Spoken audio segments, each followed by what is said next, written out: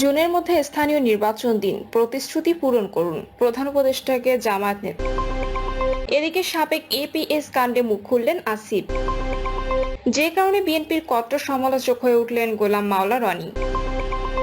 এবং সর্বশেষ জানাবো, ভারত কি পাকিস্তানের নদীর পানির প্রবাহ বন্ধ করতে পারবে?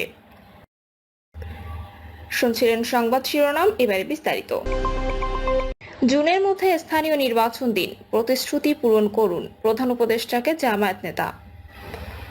প্রধান উপদেষ্টার দেওয়া প্রতিশ্রুতি অনুযায়ী আগামী জুনের মধ্যে স্থানীয় সরকার নির্বাচন সম্পন্ন করে জাতীয় নির্বাচনের আয়োজন করার আহ্বান জানিয়েছে বাংলাদেশ জামায়াত ইসলামী। সংগঠনটির কেন্দ্রীয় নির্বাহী পরিষদের সদস্য ও ঢাকা মহানগরীর দক্ষিণের আমির মোহাম্মদ নুরুল ইসলাম বুলবুল এ দাবি জানিয়েছিলেন। নুরুল ইসলাম বুলবুল বলেন, জনদুর্ভোগ কমাতে জাতীয় নয়, আগে স্থানীয় সরকার নির্বাচন প্রয়োজন। প্রধান উপদেষ্টা যে প্রতিশ্রুতি দিয়েছেন তা জুনের মধ্যে বাস্তবায়ন করতে হবে। তিনি আরো বলেন, গণহত্যার বিচার ও কাঠামোগত সংস্কার ছাড়া নির্বাচন কেবল ক্ষমতার পালাবদলের মাধ্যমে সীমাবদ্ধ থাকবে। আমরা চাই এমন একটি রাষ্ট্র যেখানে জনগণের অধিকার বাস্তবায়ন হবে, কেবল শাসক পরিবর্তনের আয়োজন নয়। স্বাধীনতা 54 বছর পরও দেশের মানুষ প্রকৃত স্বাধীনতা পায়নি দাবি করে তিনি বলেন, 5ই আগস্ট আমরা দ্বিতীয় স্বাধীনতা অর্জন করেছি। এখন সেই চেতনায় জনগণের প্রত্যাশিত বাংলাদেশ গঠনে জামায়াত ইসলামের অগ্রণী ভূমিকা পালন করছে। সাবেক এপিএস কাণ্ডে মুখ খুললেন আসিফ। স্থানীয় সরকার মন্ত্রণালয় এবং যুব ও ক্রীড়া মন্ত্রণালয়ের উপদেষ্টা আসিফ মাহমুদ সজীব ভুঁইয়ার বন্ধু ও সহকারী একান্ত সচিব মোয়াজ্জেম হোসেনের বিরুদ্ধে তদবির বাণিজ্যের অভিযোগ তুলে গণমাধ্যমে প্রতিবেদন প্রকাশের পর সামাজিক মাধ্যমেও নানা আলোচনা হয়। সেই আলোচনার মধ্যে প্রজ্ঞাপন দিয়ে তাকে অব্যাহতির কথা জানানো হয়। মোয়াজ্জেমের বিরুদ্ধে ওঠা নানা অভিযোগের বিষয়ে দুর্নীতি দমন কমিশনকে তদন্ত করার অনুরোধ জানিয়েছেন আসিফ। রাজধানীর হেয়ার রোডে নিজের সরকারি বাসভবনে গণমাধ্যমকে দেওয়া এক সাক্ষাৎকারে তিনি কথা বলেন। আসিফ মাহমুদ বলেন, যেহেতু এখন তিনি মন্ত্রণালয়ের কর্মরত নন, সুতরাং মন্ত্রণালয় পর্যায়ে এটা তদন্ত করার সুযোগ নেই।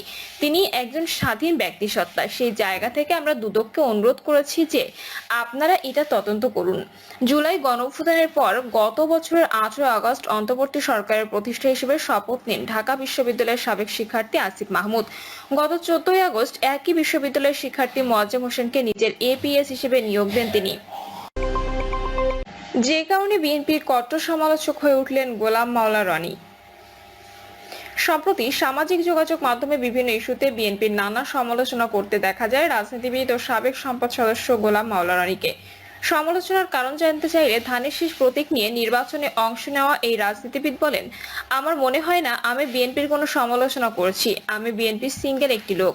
বিএনপি একটা বড় দল। বিএনপি যারা কার্যনির্বাহী কমিটিতে আছেন, সর্বোচ্চ রীতি নির্ধারণী বডিতে আছেন, তারেক রহমান, বেগম খালেদা জিয়া, তারা তো এখনো পর্যন্ত আমাকে তাদের কোনো রিগ্রেট প্রকাশ করেননি। তাদের সাথে আমার নিয়মিত যোগাযোগ হয়। তিনি আরো বলেন, আমি তো আমার কথাগুলো বলে যাচ্ছি, আমার মতো করে বলে যাচ্ছি, বরং আমি যে কথাগুলো বলছি বিএনপি তো সেগুলোই করছে। যে সমস্ত লোক বিএনপির নাম ব্যবহার করে চাঁদাবাজি করছে, আমি তার সমালোচনা করেছি। বিএনপি তো সেগুলোকে রিগ্রেট না করে ব্যবস্থা নিচ্ছে। বিএনপির সাথে জামায়াত ইসলামের সম্পর্ক বিষয়ে তিনি বলেন, বিএনপির সাথে জামায়াতের যে সম্পর্ক আমার কাছে মনে হয়েছে সেটা ফলপ্রসূ হবে না, এটা একটা সমস্যা তৈরি করবে। বিএনপি তো সেটাই করছে। আমি প্রথম থেকে যে বিষয়গুলো বলেছি, এই যে ডক্টর ইউনূসের সাথে বিএনপির নমনীয় মনোভাব, এটাতে তাদের জন্য ভালো ফলাফল আসবে না, এটা আমি আগস্ট মাসে বলেছি। এখন বিএনপি সেটাই তো বলছে। তারা তো আমার কথা অনুসরণ করছে। এই সরকারের কাজ সাথে সহজ শর্তে নির্বাচন আদায় করা যাবে না, তাদের রাজপথে নামতে হবে।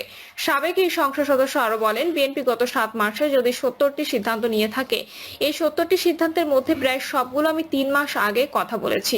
তারা প্রথমে কিছু সিদ্ধান্ত নিতে চায়নি। গণ অধিকার পরিষদের নুরুল হক নূরকে বিএনপির পক্ষ থেকে চিঠি দেওয়ার কারণে সমালোচনা করার বিষয়ে কোনো প্রভাব ফেলেছে কিনা এমন প্রশ্নের উত্তরে তিনি বলেন, আমার এলাকায় নির্বাচন করতে গেলে কোনো রাজনৈতিক দলের মনোনয়ন আমার দরকার নেই। আমি স্বতন্ত্র হয়ে পাশ করে আসতে পারি। সেখান থেকে সুষ্ঠু নির্বাচনের মাধ্যমে সেখান থেকে কাউকে পাশ করে আনতে হলে প্রতিদ্বন্দ্বী হিসেবে সব দলের কাছে আমার আকর্ষণ থাকবে। সেখানে নূর আমার ছোট ভাই, তাকে নমিনেশন দিল না দিল তাতে আমার কোনো সমস্যা হবে না। আর আমার যে ভাবমূর্তি আছে, পার্টি চাইলে যে কোনো জায়গা থেকে আমাকে নির্বাচন করাতে পারে। ভারত কি পাকিস্তানের নদীর পানির প্রবাহ বন্ধ করতে পারবে? ভারত পাকিস্তানের মধ্যে 1960 সালে সিন্ধু নদীর পানি বন্টন চুক্তি স্থগিত করেছে নরেন্দ্র মোদী সরকার। এর ফলে কি সিন্ধু নদী ও এর দুটি উপনদীর পানি পাকিস্তান প্রবাহিত হওয়া বন্ধ করতে পারবে ভারত? ভারত শাসিত কাশ্মীরে সন্ত্রাসী হামলার জবাবে ভারত এই চুক্তি স্থগিতের ঘোষণা দেন। পারমাণবিক শক্তিধর এই দুই প্রতিবেশীর মধ্যে 3টি যুদ্ধ ও অসংখ্য উত্তেজনা সত্ত্বেও এই চুক্তি টিকে ছিল। কিন্তু এবার প্রথমবারের মতো ভারত চুক্তি স্থগিত করেছে, যা পাকিস্তানের জন্য অশনি সংকেত। সিন্ধু নদী অববাহিকার 6টি নদীর পানি বন্টন নিয়ন্ত্রণ করে এই চুক্তি। এই ধ্বনিতে এর অধীনে 3টি পূর্বাঞ্চলীয় নদী রাভি, বিপাশা ও সতলজ ভারতের নিয়ন্ত্রণে দেওয়া হয়েছে। অন্যদিকে পশ্চিমাঞ্চলীয় 3টি নদী সিন্ধু, ঝিলাম ও চেনাবের 80% পানির অধিকার পায় পাকিস্তান। পাকিস্তানের কৃষি ও পানির প্রায় 80% এবং বিদ্যুৎ উৎপাদনের 1/3 নির্ভর করে সিন্ধু অববাহিকার পানির উপর। অন্যদিকে জলবায়ু পরিবর্তন ও ক্রমবর্ধমান চাহিদার কারণে ভারত দীর্ঘদিন ধরে চুক্তি সংশোধনের দাবি জানিয়ে আসছিল। পানি বন্ধ করা কি সম্ভব? ভারত যদি পাকিস্তানের দিকে প্রবাহিত পানি বন্ধ করতে চায়, তাহলে তাদের বিপুল পরিমাণ পানি আটকে রাখার জন্য বিশাল অবকাঠামো তৈরি করতে হবে। কিন্তু বিশেষজ্ঞরা বলছেন, বর্ষাকালে সিন্ধু অববাহিকার শত শত কোটি ঘনমিটার পানি আটকানো ভারতের পক্ষে প্রায় অসম্ভব। ভারতের বর্তমান জলবিদ্যুৎ প্রকল্পগুলো মূলত রান অব দ্য রিভার ধরনের, যেগুলোতে বড় ধরনের জলাধারের প্রয়োজন হয় না, বলছেন দক্ষিণ এশিয়া নেটওয়ার্ক অন ড্যামস, ডিপজার্ভস অ্যান্ড পিপলের জনসম্পদ বিশেষজ্ঞ হিমাংশু ঠাক্কর।